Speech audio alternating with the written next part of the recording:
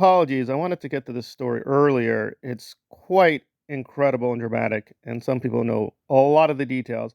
I know only a few aspects, and we're going to key in on the questionable uses of GoFundMe. Now, I'm not questioning the GoFundMe itself, it's how this activist, Clara, better known as Keffals, has used and manipulated it to kind of mislead her followers.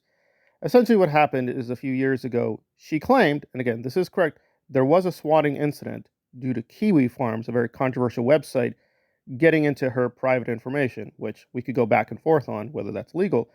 However, even though there was a swatting, she, to put it mildly, dramatically misrepresented the incident. Initially, Keffel said that the police entered her home and put a gun to her head, and she felt very threatened, and the subsequent actions by the police made her fear for her life, and she had to flee Canada because she's a Canadian activist.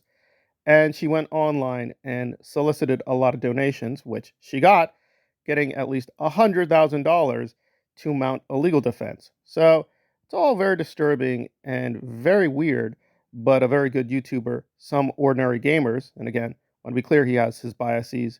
He's somewhat conservative, but I've only seen a little bit of his content. But he went through thoroughly a lot of her accusations and allegations and showed demonstrably they were false. For instance, a partner of Keffels actually admitted that the whole gun to the head, and she also said, "Oh, I was naked when the police went into the apartment."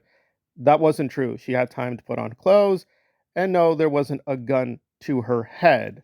And so, yeah, someone did not wake her with a rifle pointed 3 inches from her face, but essentially, as soon as she woke up, was I in a state of undress? I was naked, and I had to put on a pair of pajamas that was like on the floor before I could even go out to see the police officers. See, the story has already morphed significantly from Clara waking up to guns in her face to seeing guns in the hallway. The police, yes, did go to her whatever house or apartment or residence, whatever we're going to call it. And yes, they did, quote, question her, but she had time to put on clothes. And no, they didn't put a gun to her head. What happened was not in the apartment, but in the hallway. And there she saw a gun and she felt traumatized. Now, obviously, swatting is a serious problem. And again, it shouldn't be toyed with. And again, if you are a victim of police brutality, and unfortunately, we're learning more and more that is very normal. And I have a personal stake in this, which I won't get into, but there are my own biases about how the police treat minorities. Don't really want to exaggerate unless there's very good reason to, and there wasn't. Apparently, she just made up these details. She still insisted her life was in danger, but apparently that was it. There was just, the police were talking to her. She saw a weapon, which is like a tautology. Obviously, police will have weapons on them.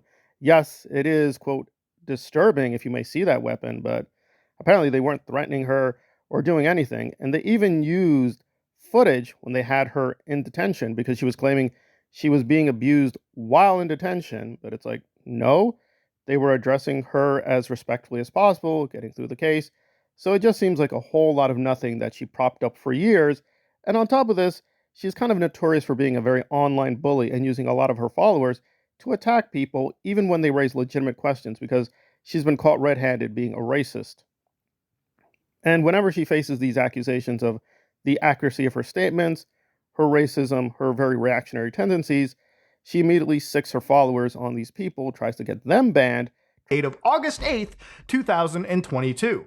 This again implies that she got her stuff back before the video and GoFundMe ever even went live, and knowingly lied about needing to buy a new cell phone and computer.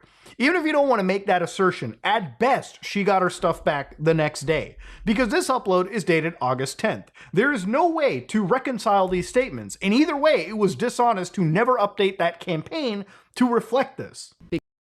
Twitch or YouTube, and then self-righteously proclaims that she's the victim because she's beautiful and trans and a communist, though more recently, apparently, she's letting go of the communism and rethinking that position, which, of course, makes sense. It seems like a very weird case of a kind of pseudo-woke activist who proclaims themselves to be a very big symbol of the trans communist movement, and really they are just kind of an ordinary capitalist trying to sell their stories and make a lot of money, and then when they get the money, embezzle the funds and pretend that they're mounting a brave legal 24 struggle, but hours really for they're just hate cashing speech. in. She It's very immediately disturbing took on many credit, levels gloating because the about taking away his mass primary media source of immediately income. embraced this woman as the great symbol against Trump and the alt-right, yada, yada, yada. But it turns out it was very, very false pretense. But thankfully, some of the media has apologized for taking up her cause without really looking into her story. So, some progress, but this is a very disturbing story on many, many levels.